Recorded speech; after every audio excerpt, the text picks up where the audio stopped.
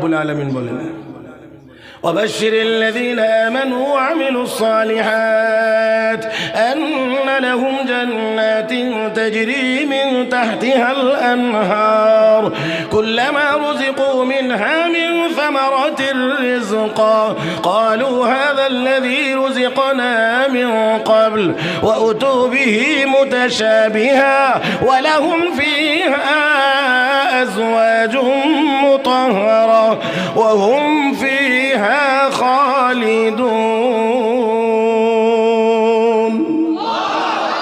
আল্লাহ রাব্বুল আলামিন বলেন, হাবিব, যারা ঈমানদার নেককার তাদেরকে জান্নাতের সুসংবাদ দেন। আর একটু মহব্বতে, যারা ঈমানদার নেককার তাদেরকে এমন জান্নাতের সুসংবাদ দেন যেই জান্নাতের তলদেশে নহরগুলো প্রবাহমান। অন্য আয়াতে আল্লাহ রাব্বুল আলামিন বলেন, ওয়াদাল্লাহুল্লাযীনা আমানু মিনকুম ওয়া আমিলুস সালিহাত লা ইস্তাখলিফান্নাহুম ফিল আরদ কামা ইস্তাখলাফাল্লাযীনা মিন ক্বাবলিহিম ওয়া লা ইউমাক্কিনান্না লাহুম দীনাহুমুল্লাযী ইরতাদা লাহুম ওয়া লা ইউবাদদিলান্নাহুম মিন بعد خوفهم أمنا يعبدونني لا يشركون بي شيئا ومن كفر بعد ذلك فأولئك هم الفاسقون।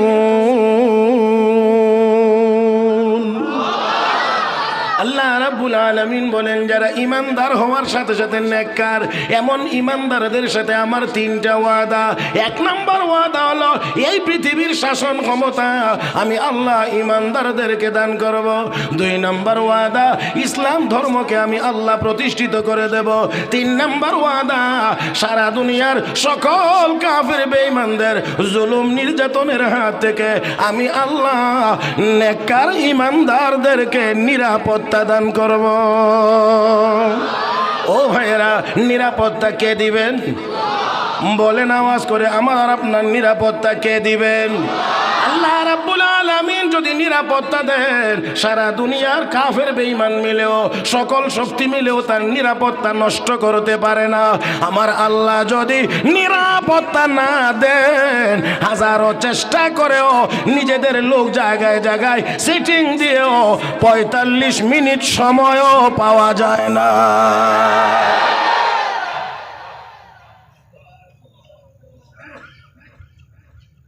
আমার আপনার নবীর নিরাপত্তা কে দিয়েছিলেন? এই জন্যে কাফের বেঈমানরা নবীর বাড়িটা ঘেরাও করেছিল। সবাই জানা কথা, সবাই আমরা জানি, নবীর বাড়ি ঘেরাও করেছে শতাধিক যুবক হাতে অস্ত্র। এক যুগে আমার নবীকে হত্যা করবে। নবীর হেফাজতের জিম্মাদার কে?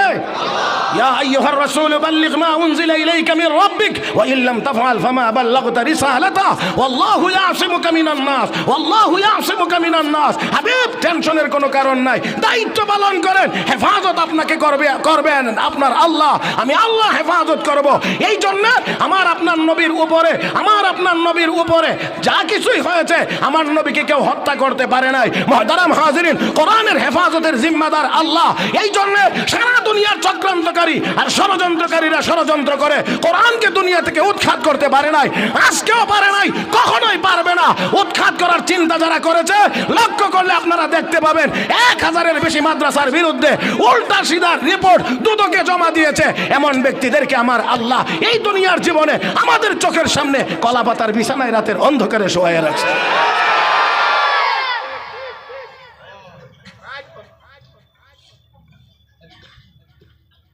আল্লাহ আমাদেরকে বুঝার তৌফিক দান।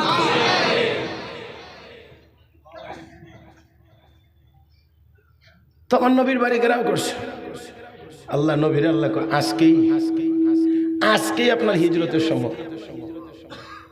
দেখেন আমাদের স্বাভাবিক যুক্তি কি বলে, যখন তারা মিটিং করতেছিল, পরামর্শ করতেছিল নবীকে আজকে নবীর বাড়ি ঘেরাও করবে, মারবে, হত্যা করবে, এই করবে, তখনই তো বলার দরকার ছিল তারা তো এই কাম করতেছে, আমরা চলে যান। আল্লাহ কয় না, এটা হইলে তো আমার কুদরতের কলঙ্ক হয়। তাহলে বোঝা যায় আমি তাদেরকে ভয় পাই, তারা ঘেরাও করলে আমি আর বাঁচাইতে পারি না, পারবো না। এই জন্যে আল্লাহ কয় আগে ঘেরাও করো, ঘেরাও হোক, আমি হেফাজত করব। তো আমার কুদরত প্রকাশ পাবে যে ঘেরাও করলেও আমি বাঁচাইতে পারি। আর অপর দিক দিয়ে যারা খুব গরম হয়ে আসছিল মুহাম্মদ সাল্লাল্লাহু আলাইহি সাল্লামকে হত্যা করবে, তারার যেন অপমানটা ঠিকঠাক মতো হয়। সারা রাত দাঁড়িয়ে রয়েছে, নবী এর ভিতর দিয়েই চলে গেছেন। কে নিয়ে গেছেন? আল্লাহ রাব্বুল আলামিন বলেন, وَإِذْ يَمْكُرُ بِكَ الَّذِينَ كَفَرُوا لِيُثْبِتُوكَ أَوْ يَقْتُلُوكَ أَوْ يُخْرِجُوكَ وَيَمْكُرُونَ وَيَمْكُرُ اللَّهُ وَاللَّهُ خَيْرُ الْمَاكِرِينَ।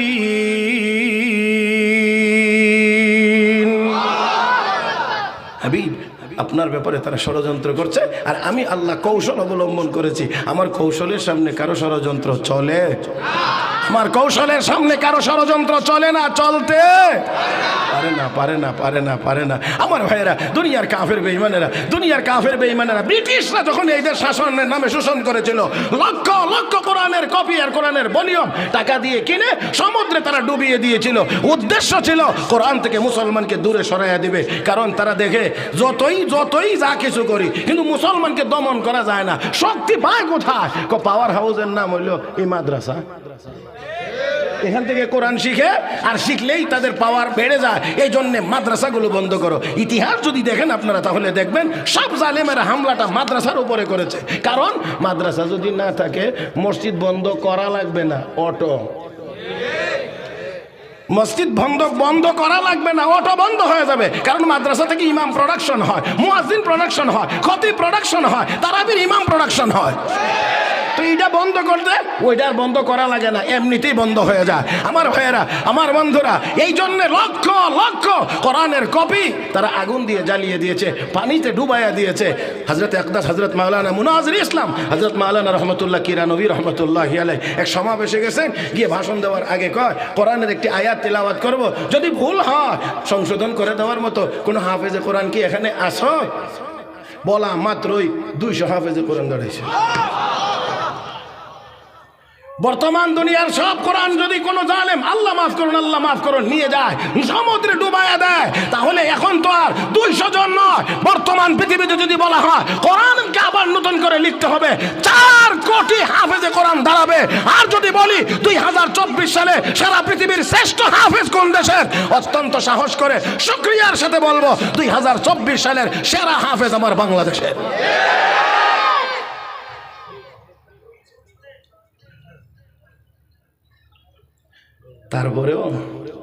তারপরেও শকুনের কাম শকুনে করতেই থাকবে।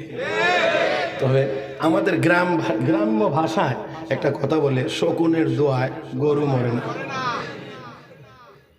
যদি মরত তাহলে আপনার আর গরুর গোশত কিনে খাওয়া লাগতো না, কারণ সব তারাই দোয়া করে মেরে খেয়ে ফেলত।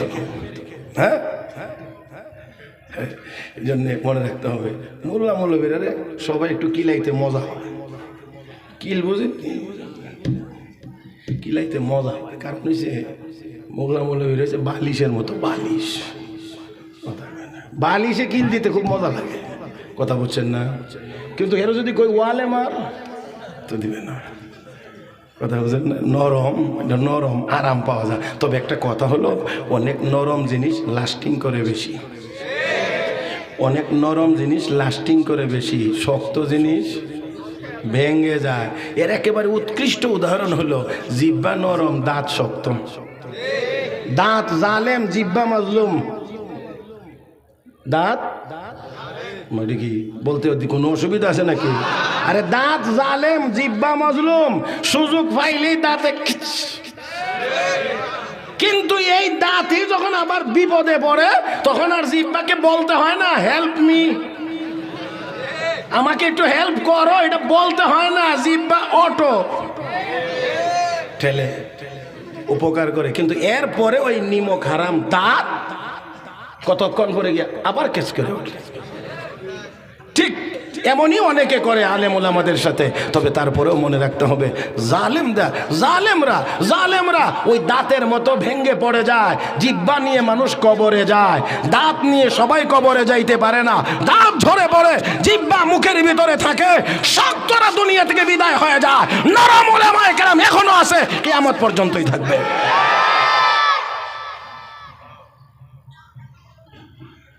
আসুন, সময় খুব বেশি হবে না, এই জন্যে সামনের দিকে আগাইতে চাই। ইমানদার পুরুষ হোক আর মহিলা হোক, যদি নেককার হয়ে যায়, কি কার, এই জায়গাটাতে বলছিলাম, কি কার হয়ে যায়, নেককার নেককার নেককার। আল্লাহ রাব্বুল আলামিন বলেন পুরস্কার দেব দুইটা, দুনিয়াতে একটা, আখিরাতে একটা। দুনিয়ার পুরস্কারটা আমি আল্লাহ তাকে পবিত্র জীবন তথা শান্তিময় জীবন দান করব। কি জীবন? আল্লাহ রাব্বুল আলামিন বলেন من عمل صالحا من ذكر أو أنثى وهو مؤمن فلنحيينه حياة طيبة। আল্লাহ রাব্বুল আলামিন বলেন ইমানদার পুরুষ হও আর মহিলা হও, ঈমান আনার পরে যদি নেককার হয়ে যাইতে পারো, আমি আল্লাহ ঘোষণা দিলাম পবিত্র জীবন, শান্তিময় জীবন দান করব। ও মুসলমান, খেয়াল করে কয়েকটি কথা বুঝতে হবে। ইমানদার নেককার যদি সাথে আবার অনেক টাকার মালিক হয়, সহজে আমরা বুঝি এই লোকটা বড় আরামে আছে, ইমানদার নেককার, আবার টাকা পয়সা আছে, এই লোকটা শান্তিতে আছে, সবাই আমরা সহজে বুঝি। কিন্তু যদি একজন ইমানদার নেককার হয়, আর ইমানদার নেককার হওয়ার পরে যদি টাকা পয়সার মালিক না হয়, ওই লোকটা কেমন করে শান্তিময় জীবন লাভ করবে? আল্লামা কাজী সানাউল্লাহ পানিপতি রহমাতুল্লাহি আলাইহি তিনি তার তাফসীরের কিতাবে লিখেছেন, তাফসীরে মাজহারির ভিতরে, আল্লাহ রাব্বুল আলামিনের ইবাদত যদি কোনো আল্লাহর বান্দা বান্দি করে, টাকা পয়সার মালিক যদি নাও হয়, আল্লাহ তাকে কিছু গুণাবলী দান করেন। এর মধ্যে একটি গুণ হলো কানাত, অল্প তুষ্টির গুণ। আল্লাহ তার কলবের ভিতরেই গুণ দান করেন, যার ফলে অল্প তুষ্টির গুণ থাকার কারণে সামান্য পাইলেই সন্তুষ্ট হয়ে যায়। এই জন্যে তার কলবের ভিতরে সে শান্তি অনুভব করে।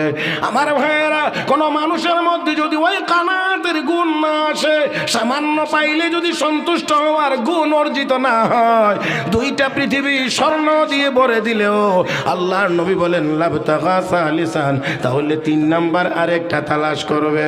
আমার ভাইয়েরা, এই জন্য দেখবেন দুনিয়াতে বহু মানুষ অনেক আইটেম দিয়ে খাওয়ার পরেও কয় ঠিক মতো হয় নাই, এটা ভালো হয়েছে না, এটা মরিচ হয়েছে না, ওইটাতে লবণ হয়েছে না, তৃপ্তি নাই, কোনো রকমের তৃপ্তি পায় না। আর অনেক আল্লাহর বান্দা বান্দি আছেন, 2টা রুটি 1 গ্লাস পানি পান করে শুকরিয়া আদায় করে আলহামদুলিল্লাহ, আল্লাহ তুমি খাওয়াইছো। আমার ভাইরা, আমার বন্ধুরা, এজন্য আসুন, অনেক খাওয়ার পরেও কোনো তৃপ্তি, আরাম, অনেক খাওয়ার পরেও নাই, আবার অল্পের ভিতরেও আরাম। অপর দিক থেকে মুফাসসিরিন কেরাম লেখেন আল্লাহর ইবাদতের ভিতরে এত মজা, ওই মজাটা যদি কোনো মানুষ পেয়ে যায়, তাহলে দুনিয়ার আর কোনো মজা তার কাছে মজা লাগে না। কারণ আল্লাহর ইবাদতের চাইতে বেশি মজা দুনিয়ার আর কোনো জায়গাতে। আমার বন্ধুরা, আর একটু আওয়াজ করে বলবেন, আল্লাহর ইবাদতের চাইতে আর বেশি মজা দুনিয়ার কোথাও। এই জন্য লক্ষ্য করে দেখেন, ইব্রাহিম ইবনে আদম বলখী রহমাতুল্লাহি আলাইহি, ইব্রাহিম ইবনে আদম বলখী রহমাতুল্লাহি আলাইহি বাদশা ছিলেন, রাজত্ব ছেড়ে দিয়েছিলেন শুধু মালিকরে পাওয়ার জন্য। আওয়াজ করে বলবেন সেই মালিকের কি নাম? আল্লাহ। আল্লাহকে পাওয়ার জন্য রাজত্ব ছেড়ে দিলেন, আর স্বাভাবিক জীবনে তিনি ফিরে আসলেন না। আমার ভাইয়েরা, বায়াত হইলেন কি খাজা ফুজাইল ইবনে আয়াজ রাহমাতুল্লাহি আলাইহির কাছে সবক নিলেন, আদায় করতে লাগলেন, আর বাড়িতে ফিরেন না, শুধু মালিকরে পাওয়ার জন্য বলেন লা ইলাহা ইল্লাল্লাহ, লা ইলাহা ইল্লাল্লাহ। আমার ভাইয়েরা, এই আল্লাহর বান্দা আর ফিরে আসলেন না। ওনার মন্ত্রিসভার সদস্যবৃন্দ ওনাকে একবার খুঁজে বের করার জন্য, হালত জানার জন্য, দেখার জন্য বের হইলেন। গিয়ে দেখেন ইব্রাহিম ইবনে আদম দাজলা নদীর কিনারায় বসে বসে নিজের হাতে সুই সুতা দিয়ে শীত নিবারণের জন্যে কাঁথা সেলাইতে আছে, খেতা সেলাই। ইব্রাহিম, এই নিয়ে আপনার অবস্থা, সিংহাসন ছেড়ে দিলেন, রাজত্ব ছেড়ে দিলেন, আজকে আপনার এই দুরবস্থা, নিজের হাতে সুই সুতা দিয়ে খাতা সেলাইতে হয়। আসেন, জলদি করে আসেন, আবার আপনি আপনার সিংহাসনে বসবেন, রাজত্ব চালাইবেন, আরাম আনন্দে থাকবেন। ইব্রাহিম ইবনে আদহাম বলেন, না না না, এখন আমি আর ওই রাজত্বে ফিরে যেতে চাই না, যেখানে গিয়ে বসলে, যেই সিংহাসনে গিয়ে বসে হুকুম করলে কেউ মানে না, কেউ শোনে না, কেউ যদি প্রশংসা করে কেউ গালিও দেয়, কেউ যদি আদর করে কেউ তো আবার বদনামও করে। এই রাজত্বে আমি আর ফিরে যেতে চাই না। তাকায় দেখো আমার আল্লাহ এখন আমাকে কেমন রাজত্ব দান করেছেন। এই কথা বলেই উনি ওনার হাতের সুইটা নদীতে নিক্ষেপ করে দিয়েছেন। অতঃপর ডাক দিয়ে বলেন, রে নদীতে বসবাসকারী প্রাণীরা, আমার সুইটা তোমরা ফিরিয়ে দাও। হযরতে আকদাস মাওলানা জাকারিয়া রাহমাতুল্লাহি আলাইহি, শাইখুল হাদিস জাকারিয়া রাহমাতুল্লাহি আলাইহি তার কিতাবের মধ্যে লিখেছেন, হুকুম করতে দেরি হয়েছে 1000 মাস, একটি করে স্বর্ণের সুই নিয়ে নদীর কিনারায় হাজির হইতে দেরি হয় না। আমার ভাইয়েরা, তিনি বলেন, না না না, আমি স্বর্ণের সুই নিক্ষেপ করি নাই। আল্লাহু আকবার কোন। 1000 মাস একটা করে স্বর্ণের সুই নিয়ে আসছে, আর উনি কোন, না না, আমি স্বর্ণের সুই। আরে আল্লাহওয়ালা হইলে দুনিয়ার প্রতি লোভ কত কমে। আর আমাদের দেশে একজন মহিলার কানে একটা রিং 2 আনা হয়তো ওজন হবে, এটাও স্বর্ণ না সিটি গোল্ড নিশ্চিত না, 50-50 সম্ভাবনা। স্বর্ণও হতে পারে, নাও হতে পারে, তারপরেও এই 50-50 সম্ভাবনার উপরেই টান দিয়ে নিয়ে যায়, কানটাও ছিঁড়ে ফেলে দেয়। এই হলো অবস্থা। আর 1000 মাস স্বর্ণের সুই নিয়ে আসছে, স্বর্ণের সুই। আমার ভাইয়েরা, মনে রাখতে হবে যতক্ষণ পর্যন্ত মানুষকে নেককার হিসেবে গড়ে তোলা না যাবে, হাজার চেষ্টা করেও চুরি বন্ধ করা যাবে না, ডাকাতি বন্ধ করা যাবে না, দুর্নীতি বন্ধ করা যাবে না। যাদেরকে দায়িত্ব দিবেন দুর্নীতি বন্ধ করার জন্যই, তারাই হবে সবচেয়ে বড় দুর্নীতিবাজ।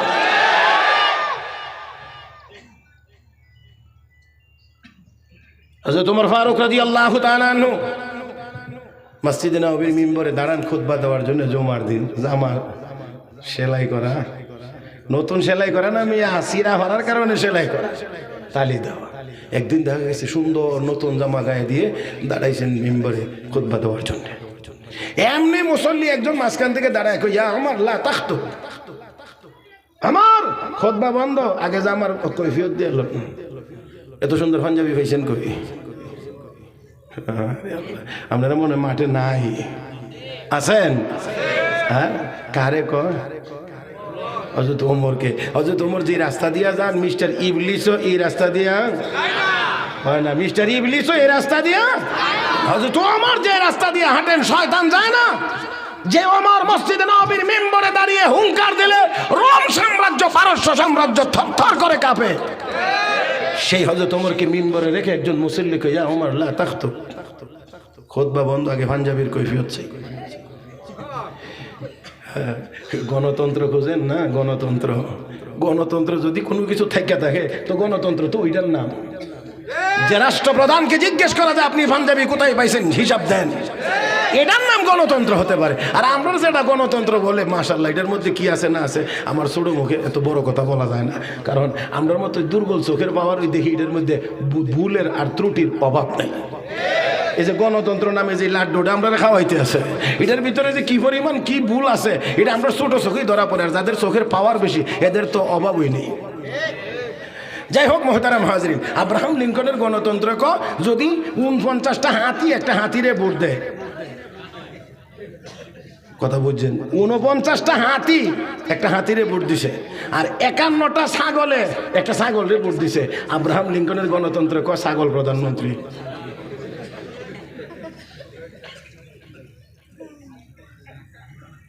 জানি না আপনারা আমার কথা বুঝছেন কেন, আমি যদ্দূর বুঝছি আর কি।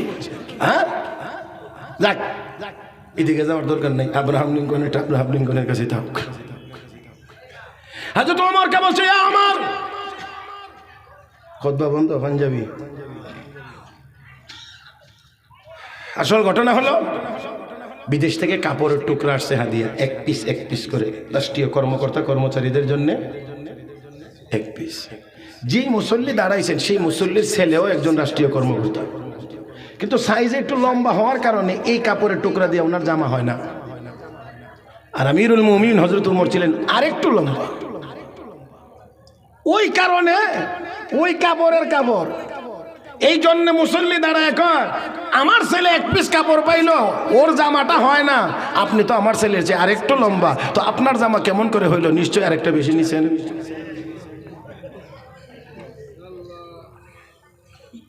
ওমর বললেন ঠিক আছে, আপনার প্রশ্ন সঠিক, তবে উত্তর আমি দেব না। উত্তর আমি দেব না, আমার ছেলে আব্দুল্লাহ দিবে। আমার ছেলে আব্দুল্লাহ বিন ওমর দিবে। হযরত আব্দুল্লাহ বিন ওমর দাঁড়াইলেন, দাঁড়িয়ে বললেন আপনি যে প্রশ্ন করেছেন সঠিক, তবে আমিও একজন রাষ্ট্রীয় কর্মকর্তা। আব্বা যেমন কাপড় এক টুকরা পেয়েছেন, আপনার ছেলে যেমন এক টুকরা পাইছে, আমিও এক টুকরা পাইছি। তবে আব্বার গায়ের জামাটা অবস্থা একটু বেশি খারাপ, আর এক টুকরা কাপড় দিয়ে আব্বার জামা তৈরি হয় না। আমার পাওয়া যে কাপড়ের টুকরাটা, এটাও আব্বাকে হাদিয়া দিয়েছি, ওই দুইটা মিলাইয়া বাবার জন্য জামাটা তৈরি করা হয়েছে।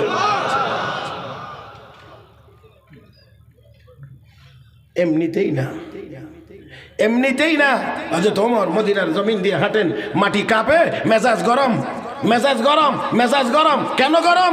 এই মদিনার জমিনে বিশ্ব নবী শুয়ে আছেন, এই জমিনের পেটে বিশ্ব নবী শুয়ে আছেন। আপনারা একটা কথা মনে রাখতে হবে, আমরা যে জমিনের উপরে এখন আছি, উপরে এটা হলো জাহরুল আরদ, জমিনের পিঠ। মানুষ মারা যাওয়ার পরে যে কবরে দাফন করা হয়, এই কবর হলো বাতনুল আরদ, জমিনের পেট। কথা কি বুঝাইতে পারছি? আমরা এখন আছি জমিনের পিঠে, মারা যাওয়ার পরে মানুষ যায় জমিনের পেটে। একটা হলো ভূপৃষ্ঠ আর একটা হলো ভূগর্ভ। আমার ভাইয়েরা, ভূপৃষ্ঠের দিক থেকে, পিঠের দিক থেকে মক্কার দাম বেশি, আর জমিনের পেটের দিক দিয়া মদিনার দাম বেশি।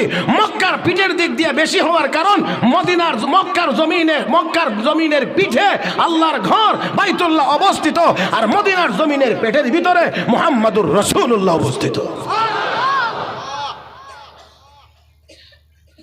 এই জন্যে হযরত ওমরের মেজাজ একটু গরম, লাঠি দিয়ে গুতা দিলেন আর বললেন ইয়া আরদু উসকুনি, হে জমিন থাম, হে জমিন থাম। এখানে তো আবার একটু কথা, জমিন কার? তো ওমরে যে কথা, এখানে তো একটু কথা আছে। হে জমিন থাম, এটা তো উমরের কথা, কিন্তু জমিনের মালিক কষ্ট হইতেছে মনে হয় আপনাদের, নাকি? আওয়াজ করতে মনে হয় বিরক্ত হয়ে যাচ্ছেন, হ্যাঁ? যদি তা না হয় তাহলে আর কয়েক মিনিট আর একটু স্ট্রং থাকা লাগবে। শেষ পর্যন্ত এই চাঙ্গা ভাবটা নিয়েই আমাদের শেষ করব ইনশাআল্লাহ, এবং বিদায় হইব। আল্লাহ তৌফিক দান করুন, বলি আমিন। আবারও বলছি, জমিন কার? يا أيها الناس اعبدوا ربكم الذي خلقكم والذين من قبلكم لعلكم تتقون الذي جعل لكم الأرض فراشا والسماء بناء وأنزل من السماء ماء فأخرج به من الثمرات رزقا لكم فلا تجعلوا لله أندادا وأنتم تعلمون।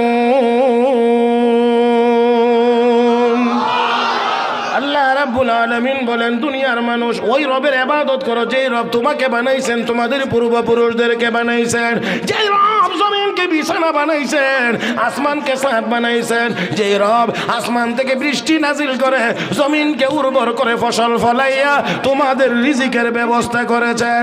আওয়াজ করে বলেন, বানাইছেন কে? থাকার জায়গা দিয়েছেন কে? ও মুসলমান, খাওয়ার ব্যবস্থা করেন কে? তাহলে বানাইলেন আল্লাহ, খাওয়ান আল্লাহ, জায়গাও দিলেন আল্লাহ। এবার আওয়াজ করে বলুন, গোলামি চলবে একমাত্র কার? তাহলে জমিন তো বানাইছেন আল্লাহ। ওমর মেজাজ গরম করে কই আর দুসকনি, হে মুসলমান, হাদিস শরীফে আছে আল্লাহর বান্দা বান্দি যখন ইবাদত বন্দেগী করে, ফরজ ইবাদত, ওয়াজিব ইবাদত, সুন্নতে মুআক্কাদার ইবাদত, অতঃপর যখন নফল ইবাদত করতে থাকে আল্লাহ রাব্বুল আলামিন বলেন এটা আমার প্রিয় হইতে থাকে। আর একটু মহব্বতে বলেন, এই বান্দা বান্দি আমার প্রিয় হইতে থাকে, প্রিয় হইতে থাকে, মর্যাদা উপরে উঠতে থাকে, তার স্তর উপরে উঠতে থাকে। একটা পর্যায়ে গিয়ে এমন জায়গাতে পৌঁছে যায় আমার আল্লাহ বলেন বান্দারে এখন আর তোর চোখ এটা তোর চোখ না, এটা আমি আল্লাহর কুদরতি চোখ, তোর পা এটা তোর পা না, এটা আমি আল্লাহর কুদরতি পা, এরা বাংলা এটা তোর হাত না, এটা আমি আল্লাহর কুদরতি হাত। হাফেজ জালালউদ্দিন সুয়ুতি রাহমাতুল্লাহি আলাইহি যোহরের নামাজের পরে খাওয়া দাওয়া শেষে কাইলুলার টাইমে খাস খাদেম মুহাম্মদ ইবনে আলী হাব্বাকে বলেন, ও মুহাম্মদ তোর কি মনে চায় রে এই মুহূর্তে কাবা ঘরের সামনে গিয়ে একটু নামাজ আদায় করবে, কাবা ঘরের সামনে যাবে, তোর কি একটু মনে চায়? জি হুজুর অবশ্যই মনে চায়। ওযু করে রেডি হয়, ওযু করলেন, রেডি হইলেন, সব ঠিকঠাক। এবার উস্তাদ সামনে দাঁড়াইলেন, দাঁড়ায় আমার পিছনে দাঁড়া, ধর আমাকে, ধরলাম, চোখ বন্ধ করলাম, আমি নির্দেশ না দিলে চোখ খুলবে না, বলে ঠিক আছে খুলবো না। এবার হাঁটা শুরু করলেন। মুহাম্মদ ইবনে আলী হাব্বাক বলেন 14টা কদম দেওয়ার পরে উস্তাদ বলেন চোখ খোল। খোলার পরে দেখতে পাইলাম দুজন বাইতুল্লাহর সামনে হাজির হয়ে গেছি।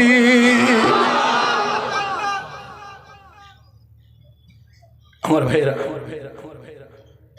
বেশি কষ্ট হয়ে যাবে সেই জন্য খুব বড় করতে চাইলাম না। হাকিম উম্মত মুজাদ্দিদে মিল্লাত হযরত আকদাস হযরত মাওলানা আশরাফ আলী থানভী রাহমাতুল্লাহি আলাইহি 1365টি কিতাবের লেখক। মাত্র কতটা? 1300। হযরত থানভী রাহমাতুল্লাহি আলাইহি বলেন যে কারামাতুল আউলিয়া হক, ওলিদের কারামত সত্য, এতটুকুই বিশ্বাস আমার ছিল, বাস্তব ভিত্তিক কোনো ধারণা আমার ছিল না। তো এর মধ্যে উনি নিজে বলেছেন যে 2টা ঘটনায় কারামাতুল আউলিয়া হাক্কুন, এটার বাস্তব অভিজ্ঞতা আমার অর্জন হয়েছে। 2টার মধ্যে আমি একটা বলছি, শুধু আরেকটা বলবো না, একটা বলছি। তিনি বলেন আমি মদিনা শরীফ গেছি। মদিনা শরীফে রমজান মাসে ইফতারের জন্য মানুষ আসরের নামাজের কিছুক্ষণ পরে ইফতারের জন্য এলাকায় যাচ্ছেন, আমি একলা বসে আছি মসজিদে। এমন সময় এক লোক আমার এসে মৌলভী সাহেব ইফতারের জন্য আমার বাড়িতে চলেন। যে এলাম বাড়ি কোথায়? মসজিদে নববীর পিছনে। তো মসজিদে নববীর পিছনে বললে আপনারা কদ্দূর বুঝবেন? 10 কিলোমিটার। হ্যাঁ, তিনি বলেন আমি এই কথা শুনে রওনা করলাম। এখন হাঁটা যে শুরু করছে, রাস্তা তো শেষ হয় না। একবার টিলার উপরে উঠি, একবার সমান জায়গায় চলি, একবার নিচে যাই, একবার বাগান, একবার মরুভূমি, কি রকমারি অবস্থা। চলছি আর মনে মনে কয় হায় আল্লাহ, এই কদ্দুর ইফতার খাইতে গিয়া আজকে তো মাগরিব তো মসজিদে নববীতে পড়া হবেই না, তারাবি শুদ্ধ যাইব। এই চিন্তা করে আমি টেনশনে যাইতে এক প্রকার পরিশ্রান্ত হয়ে গেছি। সর্বশেষ গিয়ে এক বাড়িতে উঠলাম, সুন্দর মতো ইফতার খাওয়া হয়েছে। খাওয়া দাওয়ার পরে এবার বলতে আছে চলেন মাগরিবের নামাজ গিয়ে মসজিদে নববীতে পড়বো। থানভী রহমতুল্লাহ আলাইহি কয় কি তারাবি হতো হওয়ার সম্ভাবনা দেখি না। আর উনি বলেন কি মাগরিবের নামাজ বলে গিয়া মসজিদে নববীতে পড়বে। এবার উনি বের হইলেন, আমার তো বের হতে হবে, আসতে হবে, ওনার পিছনে হাঁটা লাগলাম। এখন যে হাঁটি, টিলাও নাই, নেশাও নাই, সব সমান, কোথাও কোনো বেশকম নাই, সমান।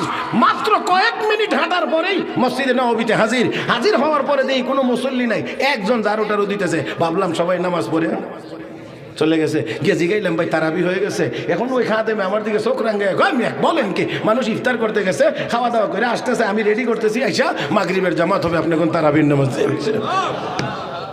হযরত থানভী রহমতুল্লাহ আলাইহি বলেন মাই কারামত সমঝ গিয়া, আমি বুঝে ফেলেছি কারামত কোন জিনিসের নাম। ওলিদের কারামত এটা আবার সবার বুঝে আসবে না, কারণ সবার বুঝে আসার কথাও না। কথা কয় না হুজুর, ঠিক না? সবার বুঝে আসার কথাও না, সবার বুঝে আসবে না। মুহতারাম হাজরিন, তো যাই হোক, আসুন বলছিলাম যে একটা পর্যায়ে গিয়ে এমন জায়গাতে বান্দা পৌঁছে যায়, তখন আল্লাহ কয় তোর জবার এটা তোর না, এটা আমার। আল্লাহ এটা দুনিয়াতে বুঝবার জন্য এত বেশি বিজ্ঞানের দরকার হয় না, সহজেই বুঝে।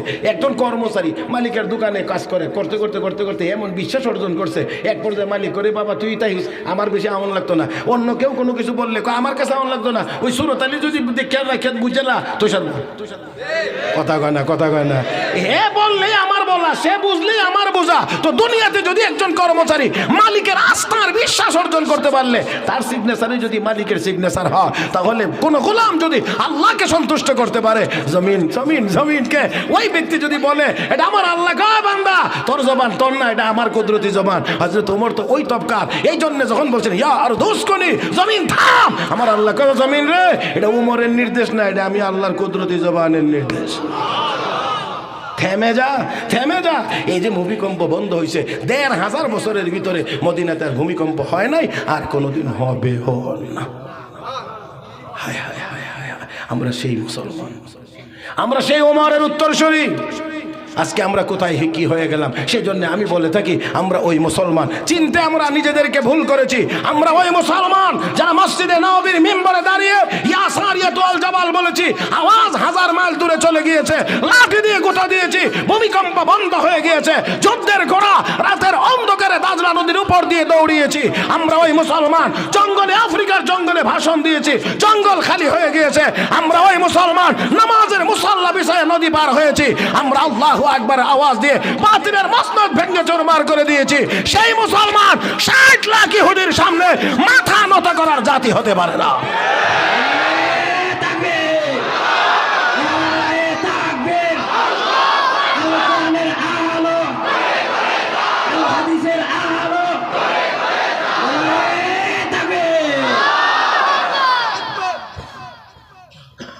মহতারাম হাজরিন, তাহলে আমাদের কি লাগবে না বলছিলাম, কি লাগবে মনে আছে কি আপনাদের? নেক আমল লাগবে। ইমান তো আমাদের কয় না, ইমান লাগবে, নেক আমল। من عمل صالحا من ذكر أو أنثى وهو مؤمن فلنحيينه حياة طيبة ولنجزينهم أجرهم بأحسن ما كانوا يعملون। আল্লাহ রাব্বুল আলামিন বলেন, ইমানদার নেককার হয়ে যাও যদি পবিত্র জীবন তথা শান্তিময় জীবন দান করব। হে মুসলমান, আল্লাহর ইবাদতের ভিতরে এত স্বাদ আর এত মজা আছে যা দুনিয়ার আর কোথাও নাই নাই নাই। আমার বন্ধুরা, আমি শুধু আপনাদেরকে সর্বশেষ কথা বলবো, লম্বা করব না। আসুন বলছিলাম, আল্লাহর ইবাদতের ভিতরে এত মজা, এত স্বাদ, এত মজা। এই আল্লাহর বান্দা একজন হযরত শেখ আব্দুল ওয়াহিদ ইবনে যায়েদ রাহমাতুল্লাহি আলাইহি চিশতিয়া তরিকার বড় ওলি, আল্লাহর ওলি, আল্লাহর কাছে তাহাজ্জুদের নামাজ পড়ে দোয়া করেন, মালিক আমি যদি জান্নাতি হই গো, তাহলে দুনিয়ার একজন মহিলা আমার জান্নাতি জীবনের সঙ্গিনী হবে। আল্লাহ, ওই মহিলাটাকে দুনিয়ার জীবনে আমি একটু দেখতে চাই। আল্লাহর পক্ষ থেকে ইলহাম হয়েছে, আব্দুল ওয়াহিদ কুফার অমুক জঙ্গলে থাকে মহিলাটি, নাম তার মাইমুনা। এই মাইমুনাই তোমার জান্নাতি জীবনের সঙ্গিনী। ও মুসলমান, আল্লাহর বান্দা, আল্লাহর ওলি হযরত শেখ আব্দুল ওয়াহিদ ইবনে যায়েদ রাহমাতুল্লাহি আলাইহি অত্যন্ত আশা নিয়ে রওনা দিয়েছেন কুফা। ওই এলাকায় গিয়ে লোকদেরকে জিজ্ঞেস করেন, মাইমুনা নামে কোনো মহিলা কি এলাকায় আছে নাকি? লোকেরা চিনি না, তবে ওই জঙ্গলের ভিতরে একটা কাল্লা পাগল নি, তাকে গিয়ে দেখো, এটা নি তোমার মাইমুনা। তিনি বলেন, আমাকে একটু ওই জায়গাটায় পৌঁছায় দাও। সবাই বলে না, সম্ভব না। বলে কেন? যেই জঙ্গলে মহিলাটি থাকে ওই জঙ্গলের ভিতরে বাঘ আছে, সিংহ আছে, হায়না আছে, বিষাক্ত হিংস্র প্রাণীরা ভরা। এখানে আমরা কেউ গেলে ফেরত আসতে পারি না। মহিলাটা কেমন করে থাকে কথা বলতে পারবো না, তোমার যদি মনে চায় গিয়ে দেখতে পারো। তিনি বলেন, দেখার আগ্রহ আগে যতটুকু পরিমাণ ছিল, আগ্রহের পরিমাণ এখন আরো বেড়ে গেছে। অত্যন্ত দুঃসাহস করে গিয়ে টিলার উপরে উঠলাম। ওঠার পরে দেখতে পাইলাম পাহাড়ের ওই প্রান্তে টিলার ওই প্রান্তে ছোট্ট একটি মাঠ জঙ্গলের কাছে, ওই মাঠের এক কোণায় একজন মহিলা অত্যন্ত পর্দা সহকারে একাগ্রতার সহিত নামাজ পড়তে আছে। একাগ্রতার সহিত নামাজ পড়তে আছে। মহিলার পিছনে বকরিগুলো ঘাস খাইতে আছে, আর মাঠের চতুর্দিক দিয়ে বাঘগুলো লাইন ধরে দাঁড়িয়ে দাঁড়িয়ে ওই মহিলা এবং তার বকরিগুলোকে পাহারা দিতে আছে। চিৎকার মেরে কোন আল্লাহু আকবার। ও মুসলমান, মহিলা নামাজ পড়ে, তার মধ্যে কোনো টেনশন নাই। বকরিগুলো ঘাস খায়, তাদের মধ্যে কোনো টেনশন নাই। বাঘগুলো দাঁড়িয়ে দাঁড়িয়ে পাহারা দেয়। এমন দৃশ্য দেখে তিনি বলেন অবাক হয়ে রইলাম, অবাক হয়ে রইলাম, অবাক হয়ে রইলাম। এমনি মুহূর্তে মহিলার নামাজ শেষ, সালাম ফিরাইলেন, আসসালামু আলাইকুম ওয়া রাহমাতুল্লাহ, আসসালামু আলাইকুম ওয়া রাহমাতুল্লাহ। সালাম ফিরাইয়া মাথাটা সামান্য একটু উপরের দিকে উঠাইয়া আমাকে লক্ষ্য করে বলছেন, আব্দুল ওয়াহিদ, তোমার সাথে আমার জান্নাতে দেখা হওয়ার কথা, তাড়াহুড়া করে কেন দুনিয়াতেই সাক্ষাৎ করতে আসলাম?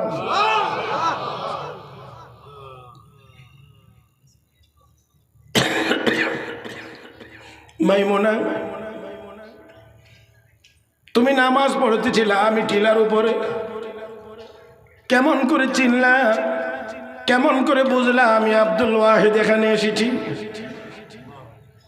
মাইমুনা ডাক দেখো, আব্দুল ওয়াহিদ চিনতে আমার মোটেও ভুল হয় নাই।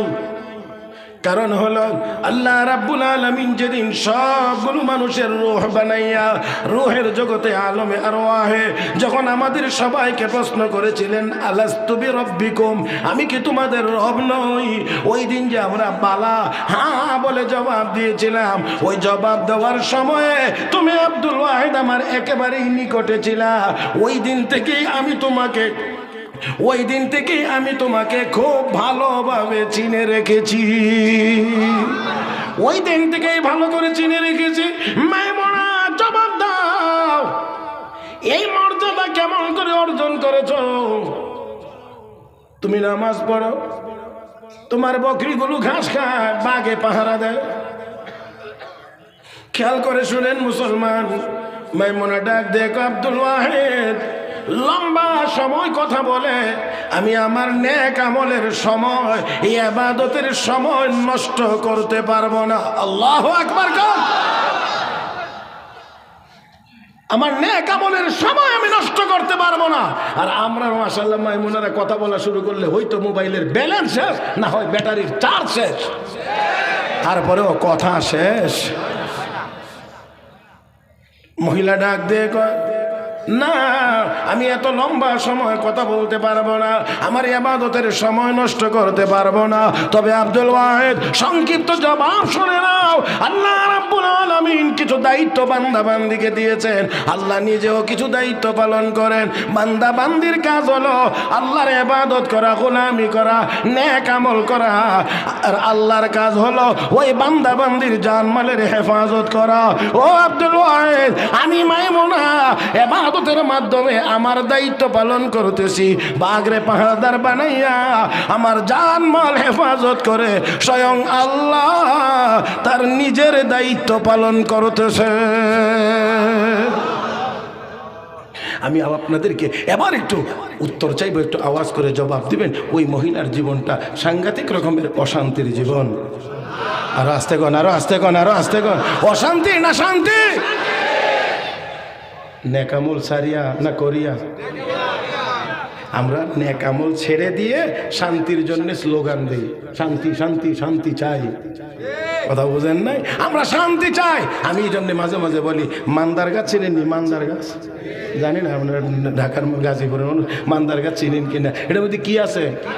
ও মাশাআল্লাহ, কাঁটা আছে না, এটার সাথে ফিরিজ চলে না। কিন্তু এই মান্দার গাছ লাগায়া রেলি গিয়া যদি বলেন কাঁঠাল কবে ধরবে, কাঁঠাল কবে ধরবে, কিয়ামত পর্যন্ত যেমন মান্দার গাছ থেকে কাঁঠালের আশা করা যায় না, আল্লাহর ইবাদত বন্দেগীর গোলামি ছেড়ে দিয়ে হাজারো স্লোগান দিলেও শান্তির নাগাল পাওয়া যায় না।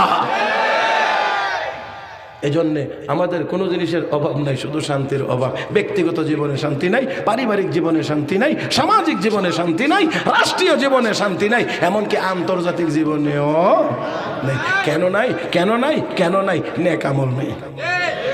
তাই আসুন বলতে চাই, আমরা যদি কি হতে পারি, নেককার হতে পারি, তাহলে অবশ্যই অবশ্যই অবশ্যই অবশ্যই আমরা আবার আমরা আমাদের হারানো দিন ফিরে পাবো। তারা দুনিয়ার কাফের বেঈমানদের সামনে মাথা উঁচু করে দাঁড়াতে পারবো। কারণ যতক্ষণ নেককার হইব না ততক্ষণ ঈমান মজবুত হবে না। আর ঈমান যদি মজবুত না হয় তাহলে অবশ্যই আমরা সাহস করে কথা বলতে পারবো না। মুহতারাম হাজরিন, সেই জন্যে আমাদেরকে নেক আমল করতে হবে। আমি বিনয়ের সাথে বলছি, সেই নেক আমল যদি করতে হয় তাহলে নেক আমল আগে জানতে হবে, আর জানতে যদি হয় তাহলে অবশ্যই মাদ্রাসার দরকার হবে।